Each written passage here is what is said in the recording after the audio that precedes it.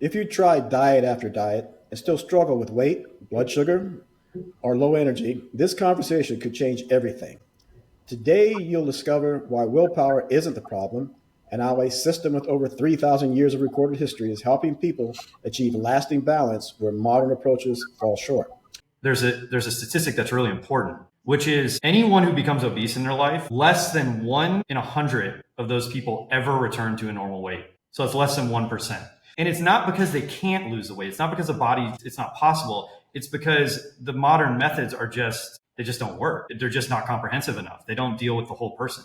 I'm joined by Victor Briere, head clinician at the International Institute of Ayurveda, who has guided hundreds of patients using these ancient principles.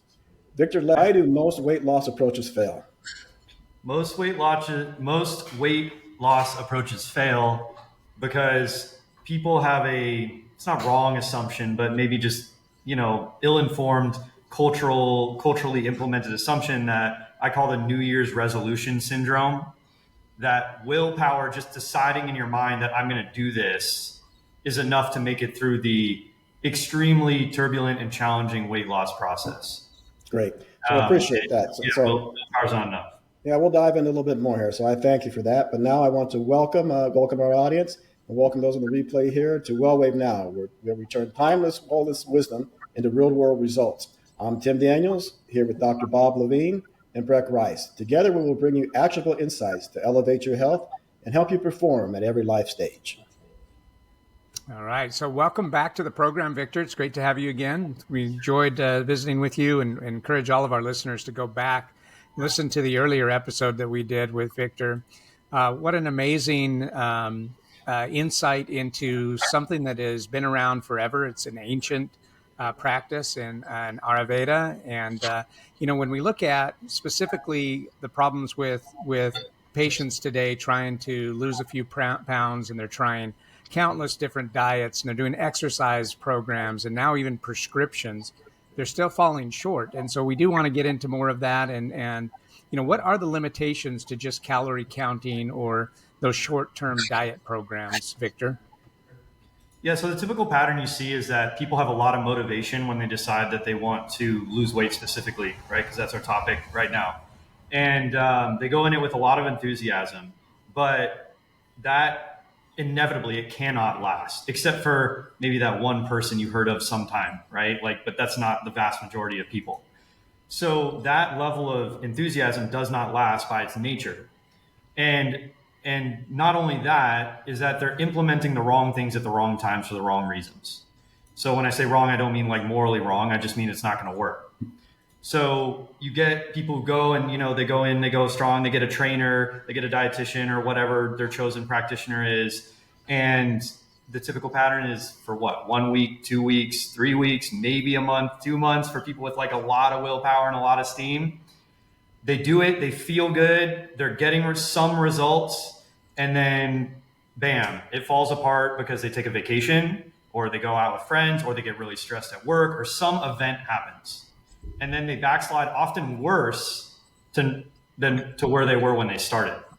And so that whole pattern just then repeat, it takes another 6 months, they get demoralized. And then it takes another 6 months before they get the kind of chutzpah again to try again. And then the whole thing repeats. Okay, great. So with that, and as we mentioned, you're really from the Ayurveda realm. And I think that brings something. And so we wanted to talk to you about weight loss and obesity, given I think that world interprets obesity a little differently, and also interprets the sugar imbalance differently than that Western medicine, Western thought. Talk to us a little bit about that, if you would, Victor. Yeah, sure. So obesity in Ayurveda is considered a disease pathology. So it's not as simple as just counting calories, and it can take many forms. And it's, you can have obesity caused by many different things. And usually those causes are compiled, and there might be 6 or 7 different causes for obesity in a person. And those 6 or 7 causes are going to be different for each person. And so it gets really complex on how to navigate that. It's different for women. It's different for men. It's different at different phases of life. Insulin plays a huge role in weight, and people don't, the general public, not that they should, but they don't understand how insulin works and all that stuff. And, the general message out there is just, if you eat kind of right, but whatever that means, and you exercise right, but whatever that means, then, you'll be fine. And that's just not true. So it does take quite a bit of navigation to get an individual who's suffering from weight imbalance back to a healthy weight. And I think there's a statistic that's really important, which is anyone who becomes obese in their life, less than 1 in 100 of those people ever return to a normal weight. So it's less than 1%. But the mentality is like, oh yeah, I'll just lose the weight one day. But that's what is causing our big cultural issues with this kind of thing. And it's not because they can't lose the weight. It's not because the body, it's not possible. It's because the modern methods they just don't work. They're just not comprehensive enough. They don't deal with the whole person. I think that's the key. I think that's the key phrase. They don't deal with the whole person, and we'll get more into that later, I'm sure. Yeah, absolutely. Yeah. So you've mentioned that there's a lot of frustration when people come to you, kind of as we've tried everything else. What is that common, frustration that is told to you? The typical pattern is I went to my PCP, and he maybe offered Ozempic or maybe said change your diet or refer them to a dietitian. But all of that is like, they give you a sheet and it's like, these are the things to eat and these are the things to not eat and these are the nutritional qualities of those things and so on.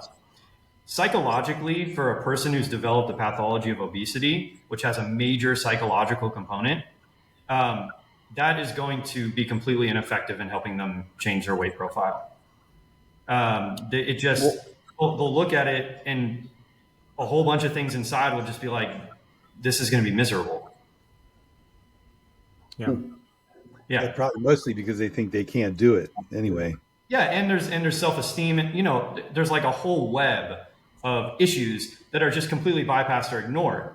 And those are the issues that are determining factors in whether someone will lose the weight or not. Yeah, we did a wonderful episode last week on mindset that I encourage all of our listeners to go back to and listen to it or re-listen to it if you have already heard it, because it's right in that same category, having the proper mindset to know that there is a better way. Yeah. So along those lines, Victor, what shift happens when you get the people you work with to look at weight as a symptom of imbalance, a symptom of disease, rather than as a standalone problem? Right. So yeah, that's an awesome question, comment. So it's very rare that someone is suffering from obesity and has no other health problems, right? So we need to acknowledge that. And if in the rare case where there are no other health problems yet, they're probably soon to come, and diabetes is one of the most common, right? So, but the important thing there is that obesity is not just obesity. I don't like to phrase it that way. I like to call it a metabolic problem. So you have a problem with your metabolism. If you have a problem with your metabolism, that means you have a problem developing healthy tissue in your body. So it's just a matter of time before something or many things start malfunctioning. And then that's what we call disease. So I like to frame it that way for people. It's not about losing weight. And I mean, I'm just going to be blunt. A lot of people come in initially because they want to be more attractive. They want to lose weight to be more attractive. That's a major motivation, right?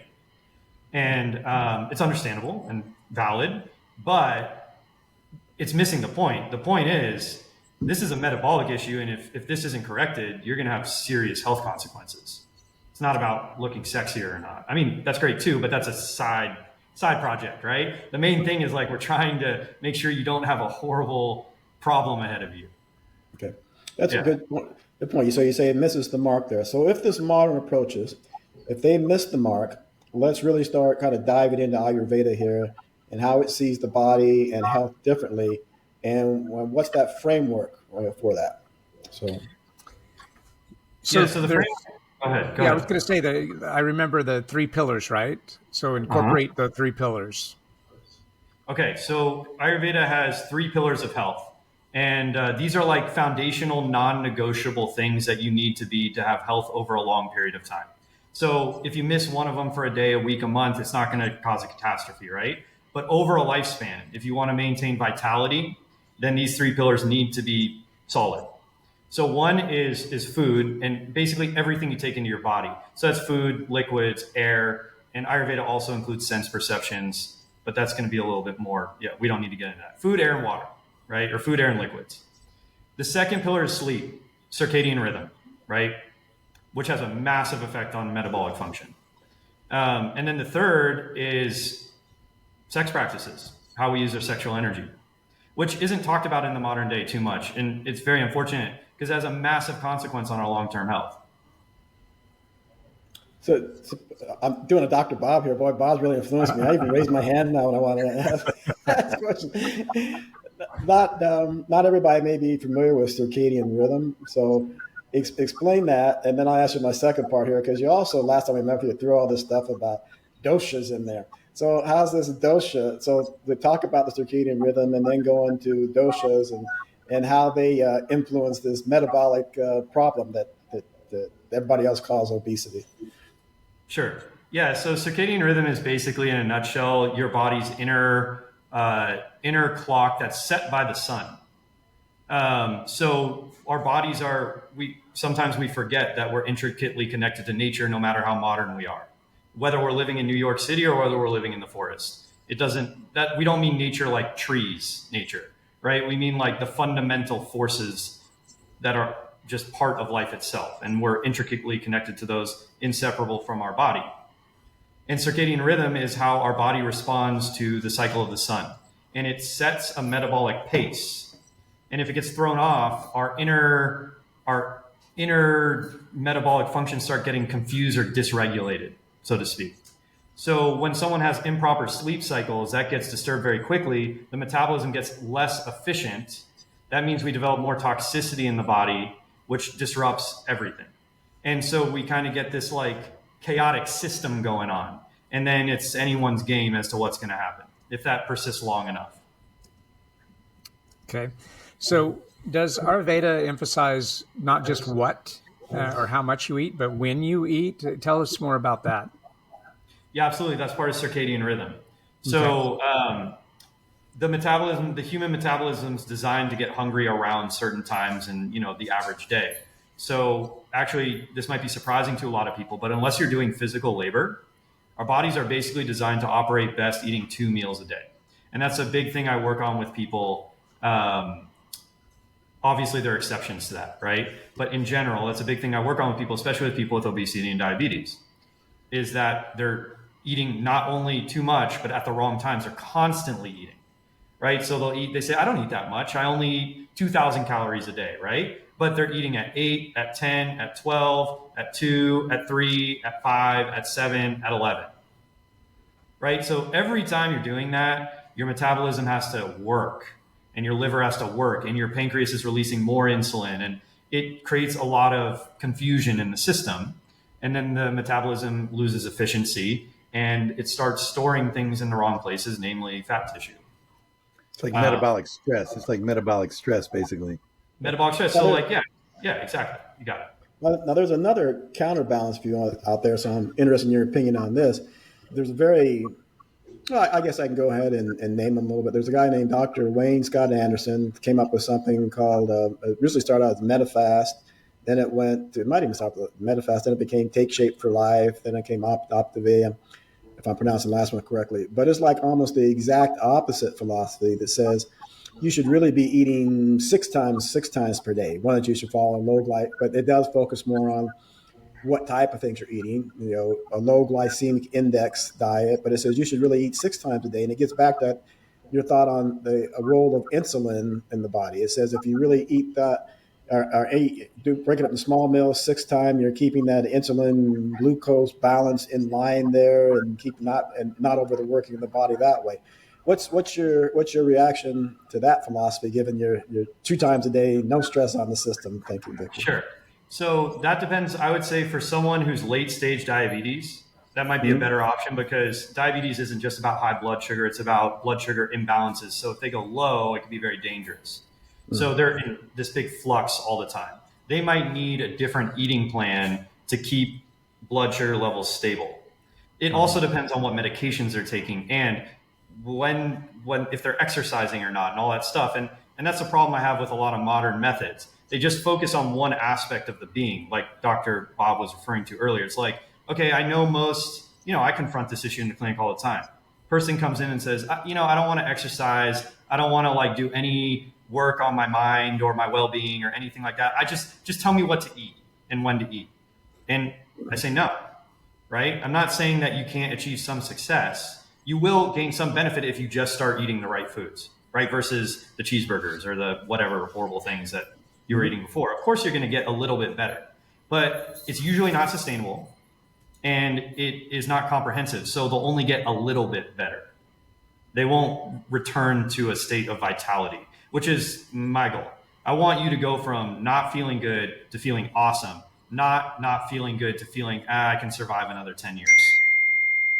So that's more the Ayurvedic philosophy. So, and there's also not one road to the top of the mountain. So there is merit to that. But if someone's not in late stage diabetes, I would not recommend that. Also, because a lot of times you're dealing with a lot of eating compulsion with people and food addiction, and eating 6 times a day is not going to work for that kind of situation.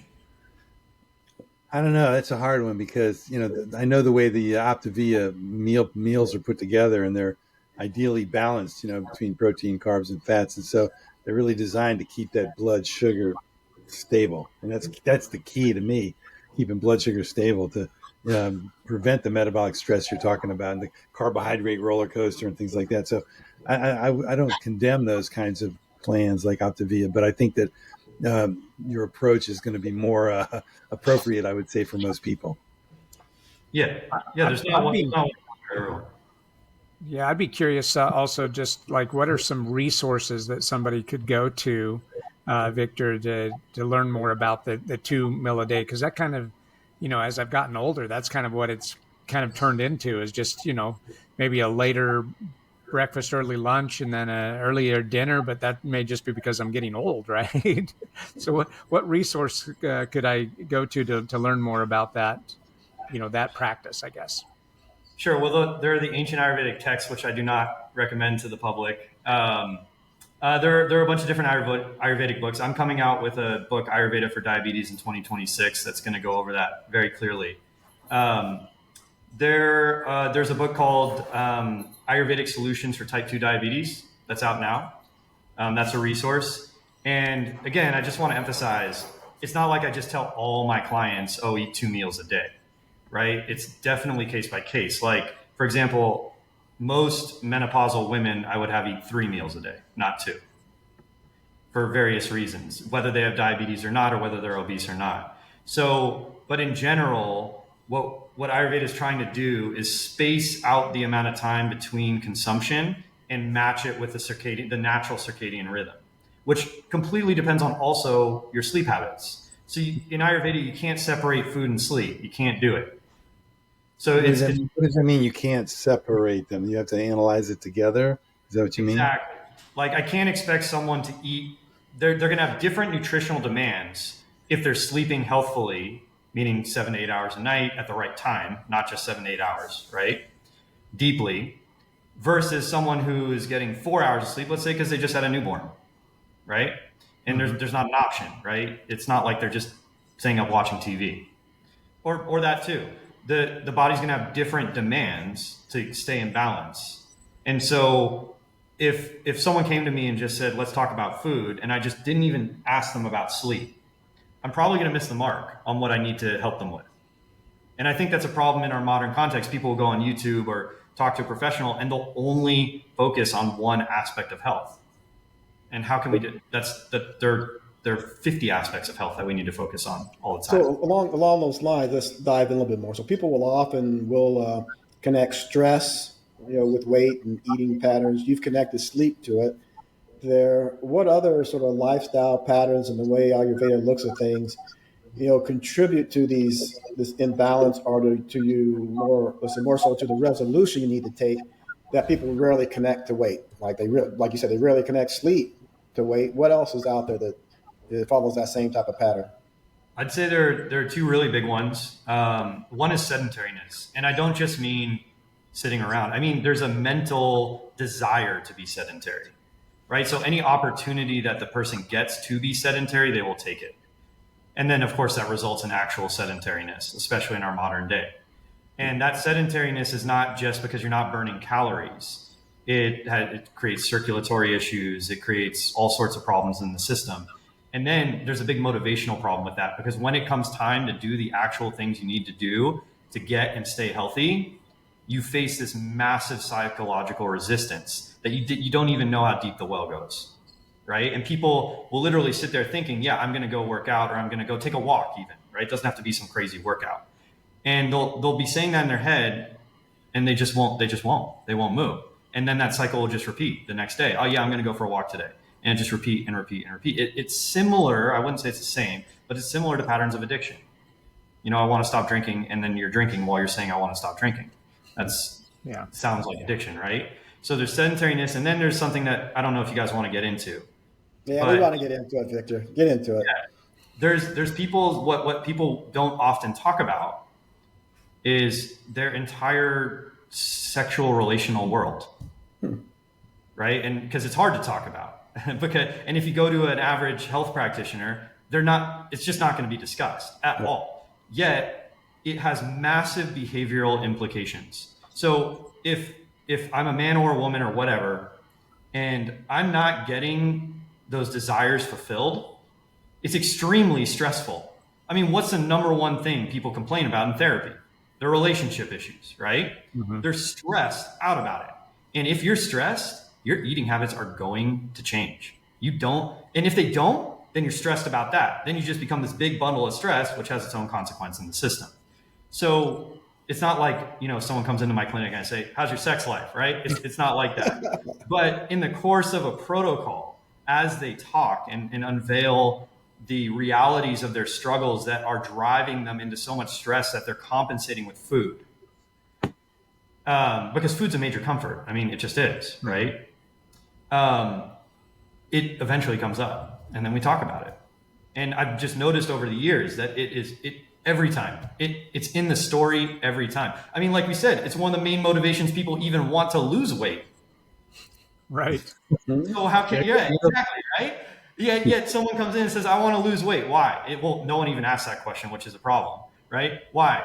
I just want to look good for the summer and maybe, whatever, right? And then it's like, oh, okay, we're not going to talk about sex at all. I mean, from an Ayurvedic perspective, that's kind of like, okay. You're opening up a big can of worms here. I got to tell you. Yeah, I know. I'm going to get myself in trouble. I told you. What I want to ask you, okay, how do you, there's an issue there, with in the sex department, and how do you address that, and how do you resolve that? What's the Ayurvedic key to that?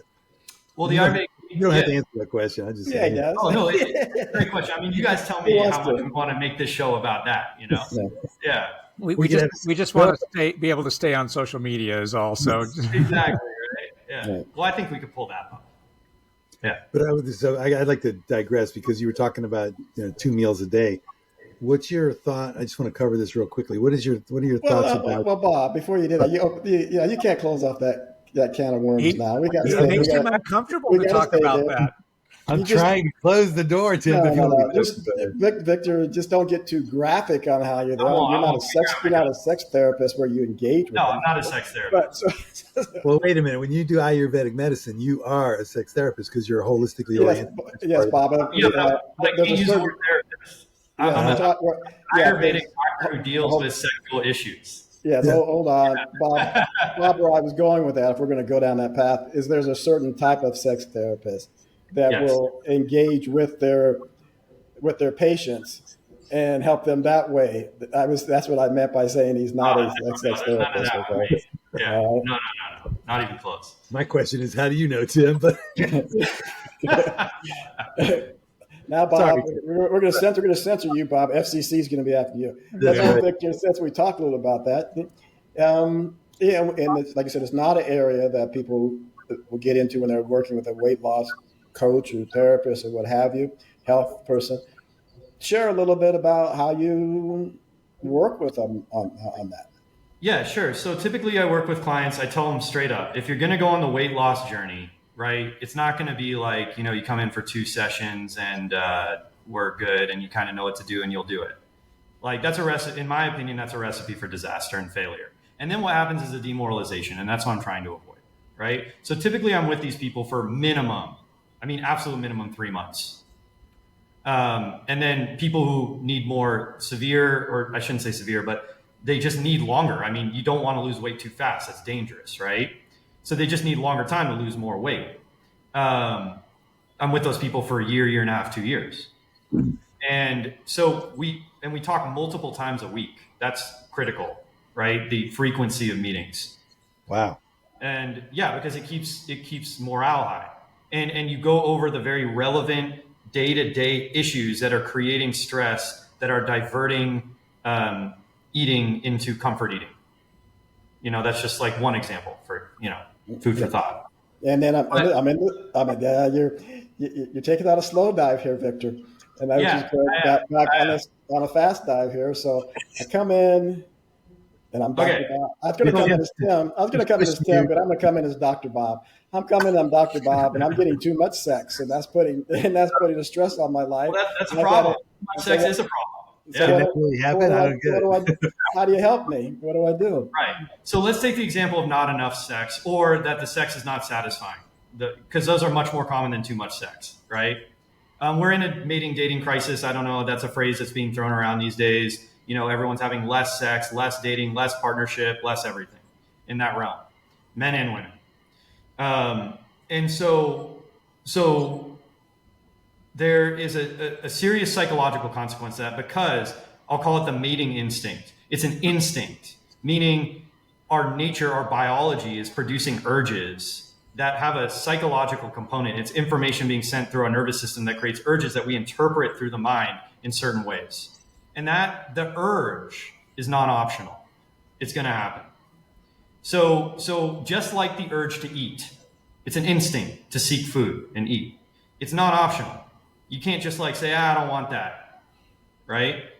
So basically we're forced into a relationship with these instincts, with this urge. We'll stick with the sex urge, the mating instinct. We're forced into a relationship with it. We can suppress the crap out of it if we want to, but at great cost to our psyche and our body. Ayurveda has a principle that suppression of the natural urge disturbs the vata dosha, which basically means nervous system function, and then that creates havoc in the system over time. So if we suppress the urge all the way, we get problems in our health, in our physical form. So we're forced into a relationship with this, and we have to have the right relationship with it, meaning don't do it too much, don't do it in the wrong way, and don't not do it enough. But if you're a person and you're struggling to find a partner, you might resort to other means like pornography, which is not the healthiest thing in the world, or what I call female pornography, which is like Twilight or 50 Shades of Grey, which is basically the same thing, but based on a more female erotic fantasy, right? So you're basically kind of forced into those fantasy type positions, which isn't going to satisfy the instinct. So you get this major kind of undercurrent of psychological stress, and it helps just to talk about it. Because look at how much we were laughing and playing around, just even bringing up the topic, right? That's how taboo it is. Mm-hmm. You can't talk about it. And people avoid it like the plague, because it's risky to talk about it. If you go wrong, you can really offend someone, and there can be severe consequences, right? So people are just like, nope, not talking about that, especially in a professional context. Mm-hmm. But I'm sorry, just because we don't want to talk about it doesn't mean nature's rules change. Right. So I've found that as long as there's trust between me and the client, and we do it appropriately and respectfully, a forum with which they can explore what the real issues around that realm are. And then basically, someone listening saying, yeah, I get it. And maybe you want to explore trying not like sexual positions. That's not what it's about, right? But different forms of communication, or even just like, how do you really feel about it? Simple stuff relieves that stress, and oftentimes their own creativity takes care of the rest. It's not like I'm telling them step by step how to have sex, right? Mm-hmm. It's just getting them to get comfortable and face the reality that this is not something that can be ignored to stay healthy. That's really the crux of it. Yeah, that's a good point. You could also do like my old college wrestling coach used to say, which you could tell, but he would do it in regards to eat. Well, he would do it in regards to eating.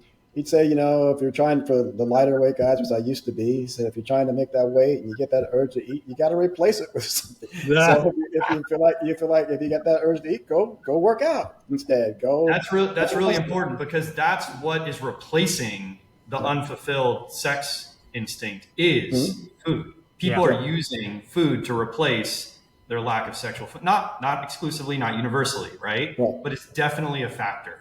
definitely a factor. Yeah. Okay. I agree. I agree with that. And in the next segment, we're going to actually get into some real world experience and see how that can be resolved. And so that'll be our next segment right after a word from our sponsor. If you are tired of the painful injections and the expense of prescriptions, but still wanting to lose some weight naturally without all the hassle, we encourage you to try out Brain IQ. The Fast Melts is a revolutionary way to shed pounds effortlessly. Less than a quarter of the cost of traditional GLP-1 prescriptions.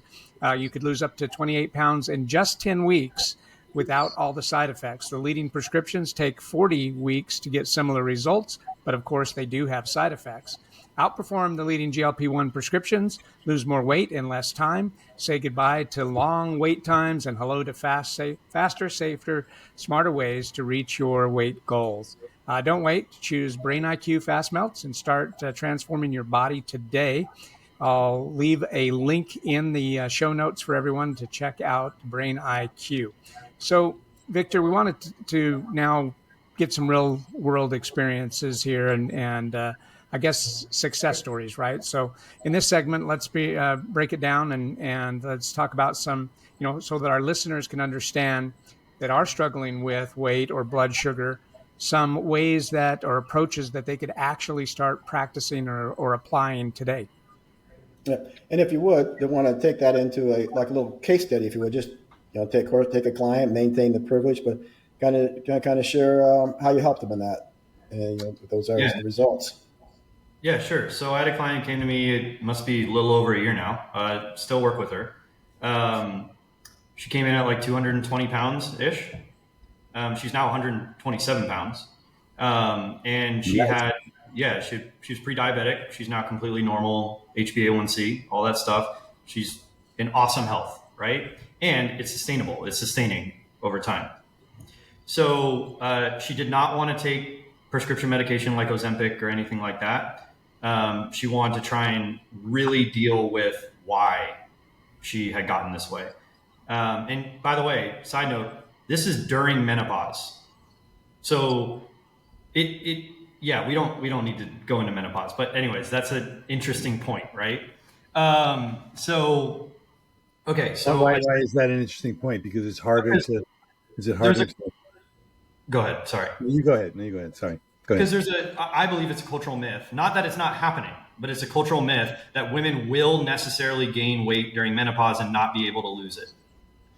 That's the story that's told to almost all women. So that is just not true.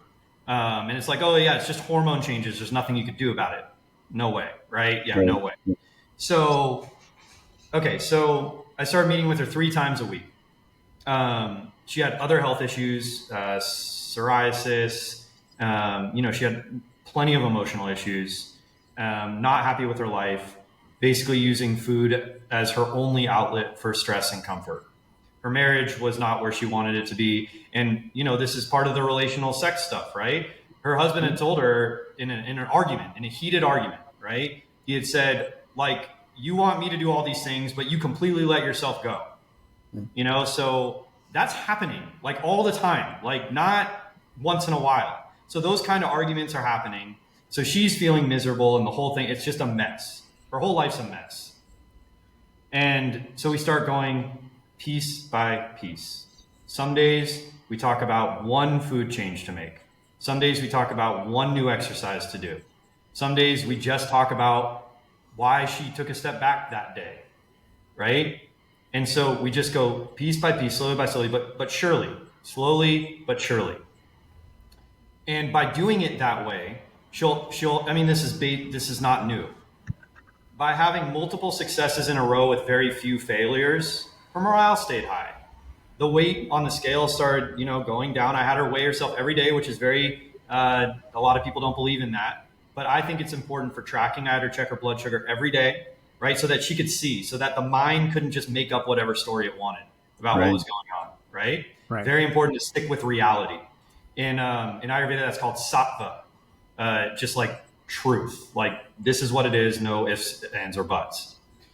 So I would love to have every health practitioner listen to this conversation, because it's so important what you're going over. with, you're looking at all the different areas of life. I mean, it's all interconnected anyway. So you got to really look at them all, and you got to help people in those areas. And your approach to take it, step by step, and just to have success after success is really, really great. So keep going. Thank you. Yeah, and that's what keeps it sustainable, and that's what stabilizes the mind. And there will never. I warned her at the beginning. It's not going to be a straight drop on the scale. That's not how weight works, especially for a female body, right? With menstrual cycles and stuff like that, right? So it's not going to be a straight drop, and you will feel demoralized, even though you know that. You will feel that feeling in your stomach when you get on the scale and it didn't go down. And we're going to talk about that multiple times a week, because it kind of gets it off the chest, and then it's like, okay, yeah, I remember now. But if you leave someone alone in a room who's already suffering, it's just going to be a downward spiral. They're not going to catch themselves. They can't. It's unfair to ask them to, right? And most spouses are either semi-supportive or actively not supportive, right? It's pretty rare to have like a full-on supportive spouse. So that's not going to work. Girlfriends aren't going to work. Boyfriends aren't going to work. They need a professional to keep them on track. And I'm a big believer in that. I have a professional taking care of me, right? So it's not like I'm just doling this out and not taking it. Every Olympic athlete has a coach, and the coach cannot do what the athlete does, but the coach can help the Olympic athlete. Right. So that's like an essential part of the process. And then, with her, not everyone, but then we get into money. That was a huge thing for her, right? And I'm not a financial advisor. Okay. Just like I'm not a sex therapist, but it's causing her massive amounts of stress. So I'm not going to sit there giving her financial advice, but I want her to talk to me about it. Right. Because then, a lot of these things are, it's like, oh, you spent $400 on alcohol last month and you didn't even realize it, and you're in financially dire straits. Right. It's like, well, we can work on that. I don't need to be a financial advisor to work on that. Right. And so you chip away, and people, then the client trusts you more. And then they want to tell you more about their deep, dark secrets. And then that's where the real nasty stuff's hiding, right? You're right. You're hitting everything here. You got sex, money, weight, how they feel about themselves, their relationships. I mean, you're hitting them all. Now, I found the same thing. Once they trust you, they start revealing all of the inner hidden stuff that that surfaces. It's pretty remarkable. Crazy stuff. Great job, Victor. Great job. Yeah. And then here's the fun part that no one likes to talk to. Then you get to the point where, especially with like true eating disorders, like genuine eating addiction, right? You get to the part where they start telling you about the stuff that they never tell you in a first consultation or 3 consultations, about all the stuff that they've done to really hurt other people. Like, they're not the angel, they're not a good person in this scenario, right? They've like really hurt people. Like, they've done bad things, like we all have in some way, right? And it's not like they feel great about it. They're not evil. But who do they talk to about that? Yeah. Who do they admit it to? Who can they possibly admit it to, right? Right. Who could they possibly, that's not going to judge them? And they're right? Most people would just be like, oh my God, you're horrible, you're awful, you're horrible, even though they just did something worse yesterday, right? So you get that. And that's where I notice a massive shift in mentality. Once they realize that they can do that, and that it's most of the time it's resolvable in some way. And this is common in 12-step programs. This isn't new, right? I didn't invent this. Ayurveda didn't invent this. This has been around forever. Ho'oponopono is another way of, it's a Hawaiian tradition of healing. It's in every major ancient healing tradition. It's like, you got to cop up to the part where, you're not so hot, because that's what's creating these inner stressors that result in behavior that create diseases like obesity. Yeah. And so when someone gets there, then it's like, we're in good shape, man. They're going to make it. They're going to make it through.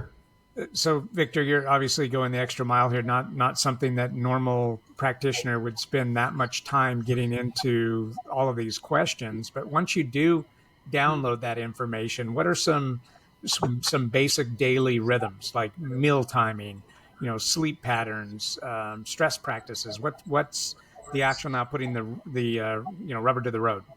Yeah, rubber to the road. So with her, let's see, she's eating, if I remember back, she was eating about 5 meals a day. Not the worst, not the best. Eating 5, and it was not good, and it was all stress eating, right? So she'd eat at work, stressed out. She'd eat at home, stressed out, the whole thing, right? She'd eat standing up, walking around on the phone, stressed out. So if you're stressed, I don't care what food you eat, it's not going to digest properly.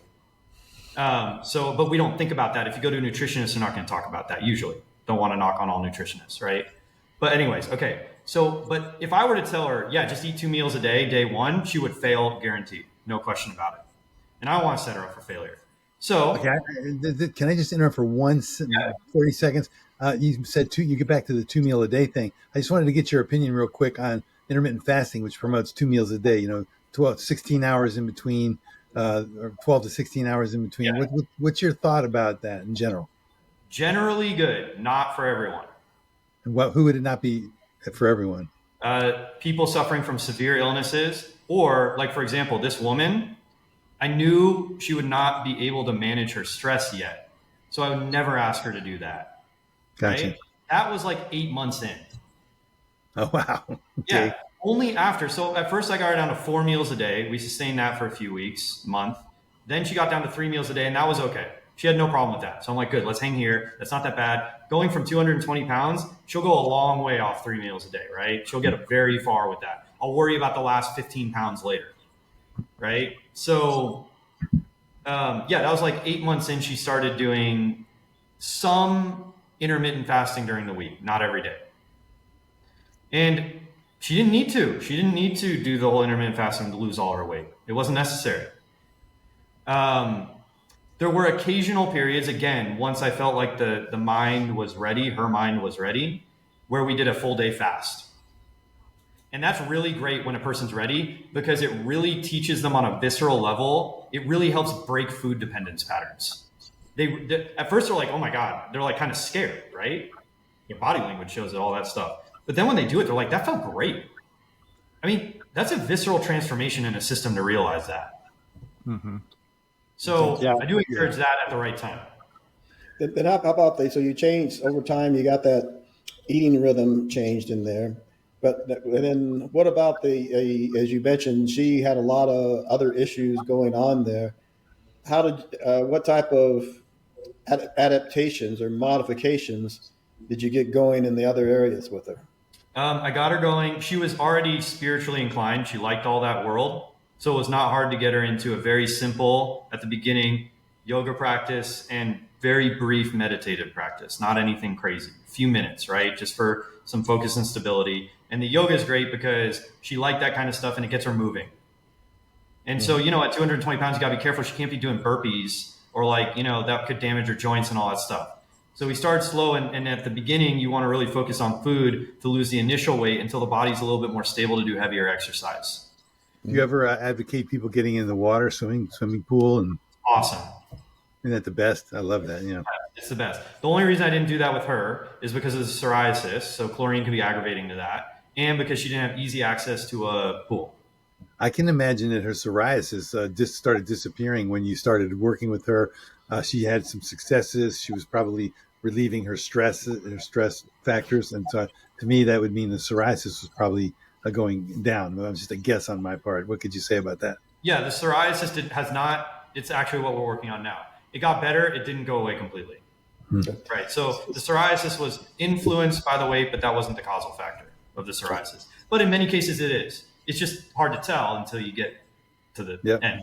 Yeah. Like you said, introduce some exercise to her. You can stay in that whole Ayurvedic Indian philosophy there. I'd recommend going the Chinese route, doing Tai Chi versus yoga. But you had to throw that in there, Tim. Oh my gosh, I can't believe you did that. Yeah, I'm not attached to yoga at all. I have my clients doing chi like that, so that's what I went with her because I knew her mind would like it and feel good about it.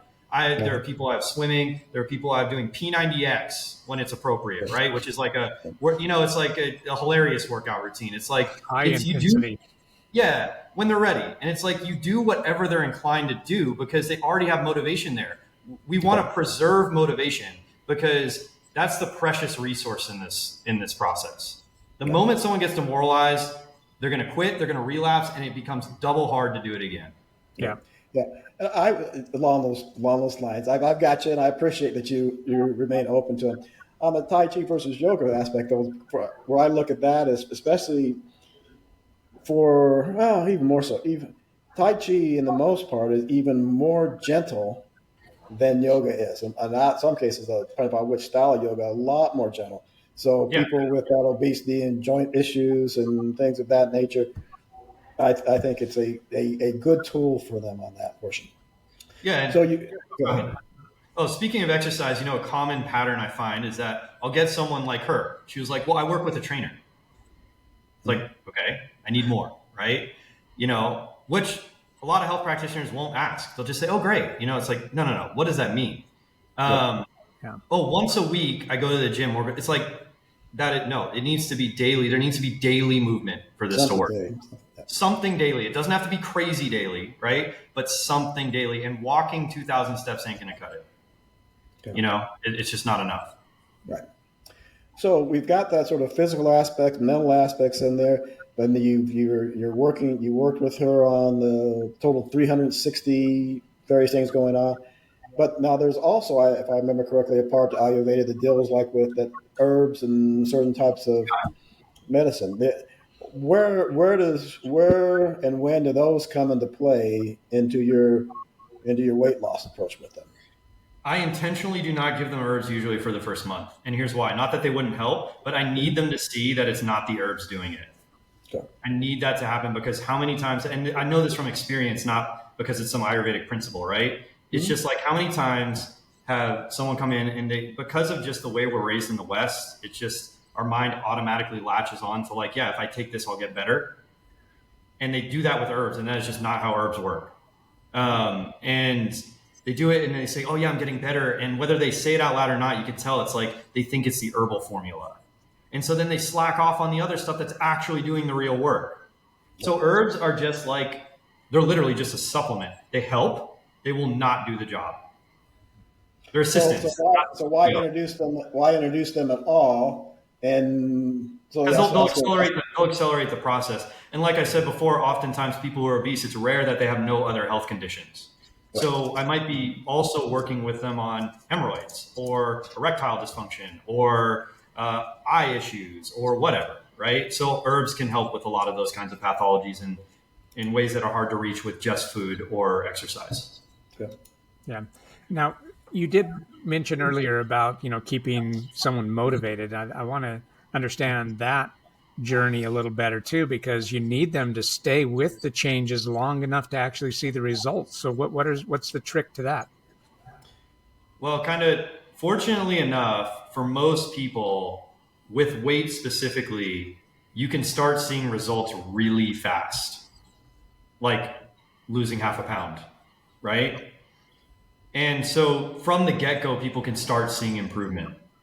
But that's not the main force of it. The main force of it is that basically a lot of people will keep motivation when they have the opportunity to talk about the struggles that they're having, so that it's not just this bottled in thing where it's just like, what, screw this. This doesn't work.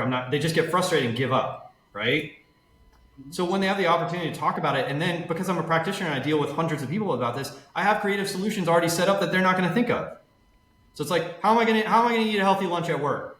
It's a common one, right? It's like, oh, you do this, you do this, you do this. Does your office have a kitchenette?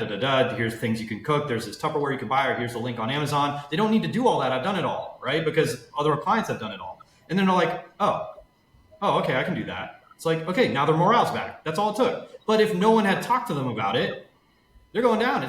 It's over. Okay. Yeah, that's all. It's just, it's a lot of tools. They just need a lot of tools that they can't get elsewhere. Yeah, well, and also, but the tools and your insights and your advice give them open windows in their mind to seeing things they never saw before. Yes, and it's very exciting for people. It's like, oh wow, and then there's hope, right? Yeah, absolutely, that's huge. And and even this is going one layer deeper, but even helping someone who's locked in a disease pattern thinking. Right? They're very creative in all aspects of their life, but when it comes to their disease pattern, their thinking is completely locked up. Yeah. The process of helping that open up into a divergent thinking pattern is part of the healing process. But not Absolutely. Many, I'm glad you said that, Dr. Bob, because not many, that's like something that, doesn't get said a lot. Yeah, it's amazing. I mean, I would say probably at least 50% of the clients I run into have this future view of themselves, like they really cannot get better, and there are a variety of reasons for that thinking, or it's hidden thinking. It's below the surface. Like I'm going to get better. It's going to be great. I'm going to get better. Thank you, thank you, thank you. But underneath the surface, it's like, yeah, you're not going to get better. Right. So Exactly. that has to be dealt with too, and you're dealing with that. Right. And you can't always deal with that directly, right? You can't just say over and over, nah, you're going to get better. It's fine, right? You have to actually apply the opposite quality, which is the core fundamental principle of all Ayurveda. You have a disease pattern, apply the opposite qualities. So if the quality is rigidness in thinking, the opposite quality is fluidity in thinking. And you as the practitioner have to help them into that because they can't do it alone. Otherwise they wouldn't have the disease. Very good. Right. Yeah. So they come that disease, which they think is weight when you come in, and you just want to start that journey towards weight loss.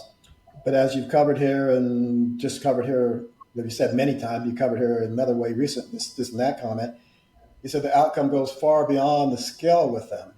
So as you begin, we want to explore a little bit as you begin to restore that balance with them, what kind of happens. Yeah, like energy, clarity, better sleep. Give us some examples besides just weight loss. Yeah, so energy is one of the first things to improve. I feel better. I have more energy. My energy is more stable throughout the day. Sleep definitely improves. No question about it. I sleep better. I'm happier and all that stuff. So there you go. You got your pillars are starting to get better and stronger. And then, a lot of like the aches and pains just go away. They're just gone. It's like, oh, my back doesn't hurt anymore. Right? Or my knee doesn't hurt anymore. Well, yeah. A lot of swelling goes down when you start losing all that fluid that's compressing joints and interfering with normal muscle action. I mean, they're going to feel better for sure, right? Yeah, and the skin gets better, hair gets better, eye vision often gets better, which is a really nice surprise for people. It's like, whoa, and then they do get sexier. Their libido increases, right? And they feel more attractive, and they are more attractive. So they actually end up also achieving their side goal or the original motivation.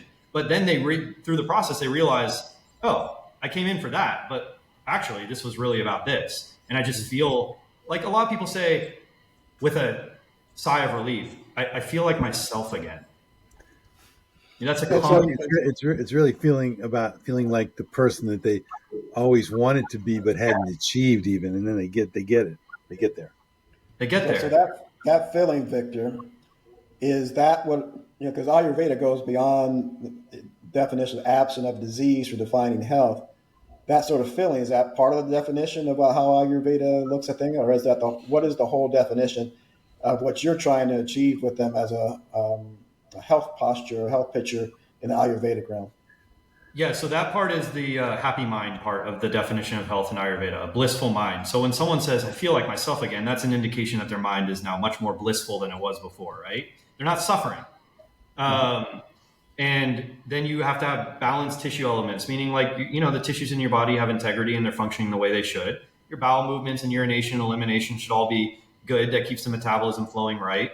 And the doshas, which we haven't really talked about today, are all in balance and functioning well. And the sense organs are operating well. And that if someone's got all that going on, Ayurveda considers them fully healthy. Yeah. So softball question for you as we wrap up things here. Addressing the balance today obviously is going to prevent more serious conditions down the road, right? And what are those main serious conditions that we're preventing with specifically weight loss and balance?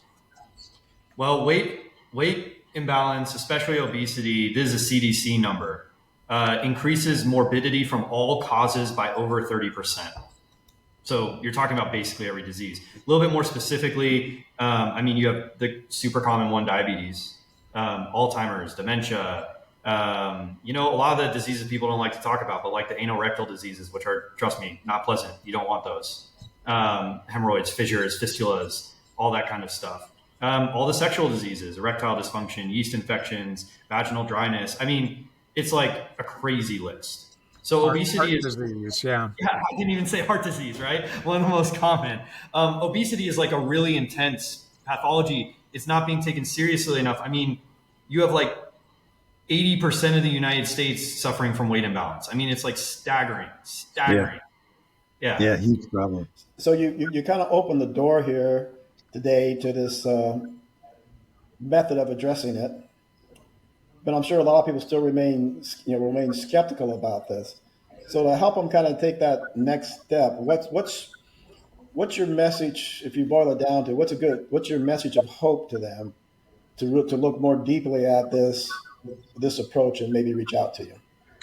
I'll say something that most of my clients say in some form or another, which is, at first it was pretty hard, but then after a few weeks, it really wasn't as hard as I thought, and it felt great. So it's like, it's that initial barrier, but that initial barrier is a barrier. Like, let's not lie. Like, it's hard, but man, if you can get past that, it's just like, you love it. You don't want to go back, And so, that would be my message of hope. It's like, if you're skeptical, I understand. It's a daunting thing, but it's like, take the step anyway. Just take it, Take the step anyway, because also think of what else is going on. That's what people block out what their future is going to be if they don't. Yeah. Okay. Yeah. And they like just say, oh no, it'll be fine. I'll do it next week. It's like, you're not going to do it next week. I'm sorry, but you're not. I'm not trying to be rude, but that's just the nature of the disease, right? And you're in for a lot of pain, man. Yeah, well, not a pretty picture. Yeah. Well, very, very interesting. And I'm hoping that all of our listeners are getting some little nugget out of this that they can apply in their own life. And if they need some help, how can they reach you, Victor? You can email me, victor@iiayurveda.com. It's hard to spell, so I'm sure you guys will put it in the show notes. My website, www.iiayurveda.com. And those are the easiest ways to reach me. Happy to talk to anyone who wants to reach out and get help. Excellent. Well, today we learned that weight loss and blood sugar balance isn't just about restriction or willpower, but it's more about restoring the body's natural balance. And Ayurveda gives us the framework of how to go about doing that and fixing something that's long lasting, like energy and resilience and even vitality. So, Victor, thank you so much for sharing all of your insights and your wisdom with us again today. And to our listeners, please subscribe to the Wellness Wave Club on YouTube channel, so you can get the replay there and a lot of other good information. Also, please join us at the Facebook community, which you can stay connected with us there and all of our providers and resources that are there for you as well. So this will help you on your wellness path so that you can have more balance, and we want to take that walk right alongside you. So always remember, wellness, it's in you.